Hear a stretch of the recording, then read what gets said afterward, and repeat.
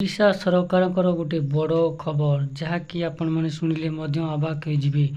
କିଛି ଲୋକଙ୍କୁ ମିଳିବ ମାଗଣାରେ ବାଇକ୍। କେଉଁମାନଙ୍କୁ ମିଳିବ ମାଗଣାରେ ବାଇକ୍ ସେମାନଙ୍କ ପାଇଁ ଦେଖନ୍ତୁ ମୁଁ ଆଗକୁ କହିବାକୁ ଯାଉଛି କେଉଁମାନଙ୍କୁ ମିଳିବ ମାଗଣାରେ ବାଇକ୍। ଦେଖନ୍ତୁ ଇଏ ଆପଣମାନେ ଭାବନ୍ତୁ ନାହିଁ ଯେ ଇଏ କୌଣସି ଫେକ୍ ନ୍ୟୁଜ୍, ଇଏ ପୁରା ବିଲକୁଲ ସମ୍ପୂର୍ଣ୍ଣ ଭାବରେ ସତ୍ୟ ନ୍ୟୁଜ୍ ଯାହାକି ଓଡ଼ିଶା ସରକାର ମୋହନ ମାଝୀ ରିସେଣ୍ଟଲି ଆଜି ଘୋଷଣା କରିଛନ୍ତି ଯେ ଓଡ଼ିଶାର କିଛି ଲୋକଙ୍କୁ ମିଳିବ ମାଗଣାରେ ବାଇକ୍। କେଉଁମାନଙ୍କୁ ମିଳିବ ଦେଖନ୍ତୁ ବଡ଼ ଘୋଷଣା, ମାଗଣାରେ ମିଳିବ ବାଇକ୍। ସିଏ Mohan Majhi on free bike. ଦେଖନ୍ତୁ free bike for ASI officer in Odisha.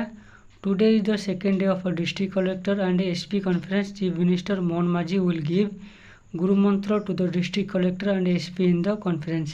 ଦେଖନ୍ତୁ ଯେଉଁମାନେ ଏଏସ୍ଆଇ ଆଉ ଏସ୍ଆଇ ଅଫିସର ରହିଲେ ଓଡ଼ିଶାରେ ସେମାନଙ୍କୁ ମାଝୀ ସରକାର ବା ଓଡ଼ିଶା ଚିଫ୍ ମିନିଷ୍ଟର ଓକେ ସିଏ କ'ଣ କରୁଛନ୍ତି ଯା ସେମାନଙ୍କୁ ଫ୍ରିରେ ବାଇକ୍ ଗିଫ୍ଟ କରିବା ପାଇଁ ଯାଉଛନ୍ତି, ଯେଉଁଟାକି ସେମାନଙ୍କ ପାଇଁ ଡ୍ୟୁଟି କରିବାରେ ଆଉ ଟିକେ ବେଟର ହେବ, ଆଉ ଟିକେ ସୁବିଧା ହେବ। ଏଇଟା ତ ରହୁଛି ତାଙ୍କର ମୁଖ୍ୟ ଉଦ୍ଦେଶ୍ୟ ଯେ ଏଏସ୍ଆଇ ଓ ଏସ୍ଆଇ ମାନଙ୍କୁ ଯେଉଁଟାକି ଆଉ ଟିକେ ସୁବିଧା କରାଯାଉଛି ସେମାନଙ୍କ ପାଇଁ, ସେମାନେ ଆଉ ଟିକେ ଡ୍ୟୁଟିରେ ନିଜର ଯୋଗଦାନ ଅଧିକା କରିପାରିବେ, ଦେଇପାରିବେ। ସେଥିପାଇଁ ଓଡ଼ିଶା ସରକାର ସେମାନଙ୍କୁ ବାଇକ୍ ପ୍ରଦାନ କରିବା ପାଇଁ ଯାଉଛନ୍ତି। ଇଏ ଥିଲା ଗୋଟିଏ ବହୁତ ବଡ଼ ଅପଡ଼େଟ୍ ଓଡ଼ିଶା ସରକାରଙ୍କ ତରଫରୁ। ଓକେ ଆପଣମାନେ ମଧ୍ୟ ଅପଡ଼େଟ୍ ପାଇପାରିବେ। ଯେଉଁମାନେ ପ୍ରଥମ ଥର ଆମ ଚ୍ୟାନେଲକୁ ଆସୁଛନ୍ତି ବା ସବସ୍କ୍ରାଇବ୍ ଏପର୍ଯ୍ୟନ୍ତ କରିନାହାନ୍ତି ଆପଣମାନେ ମଷ୍ଟ ବି ସବସ୍କ୍ରାଇବ୍ କରନ୍ତୁ। ଆଉ ଓଡ଼ିଶା ଗଭର୍ଣ୍ଣମେଣ୍ଟର ଯେକୌଣସି ଅପଡ଼େଟ୍ ଆସୁଛି ସ୍କିମ୍ ଉପରେ କିମ୍ବା ଜବ୍ ଉପରେ ମୁଁ ଆପଣମାନଙ୍କୁ ଅପଡ଼େଟ୍ କରିବି ନିଶ୍ଚିତ ଭାବରେ।